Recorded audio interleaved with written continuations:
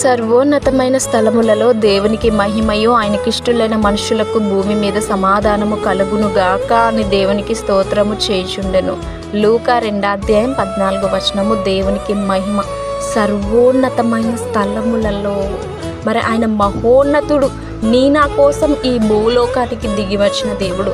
పరలోకంలో వేవేల దూతలతో కొనియాడబడుతున్న యేసయ్య పరిశుద్ధుడు పరిశుద్ధుడనే ఆయన దూతలు నిత్యము స్తుతిస్తూ ఉంటే, మరి నీ కొరకు నా కొరకు ఎంత ప్రేమించబట్టి ఈ లోకానికి వచ్చి పశువుల పాకలో బాలుని వలె జన్మించిన దేవుడు. మరి ఆయన ఇంకా నువ్వు ఎలా స్తుతించాలి?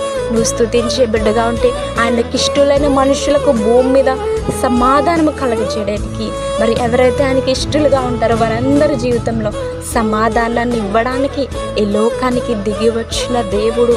మరి ఆయన బట్టి మనం సంతోషించేవారుగా, ఆయన స్తుతించేవారుగా ఉండాలి. హ్యాపీ క్రిస్మస్ అందరికీ.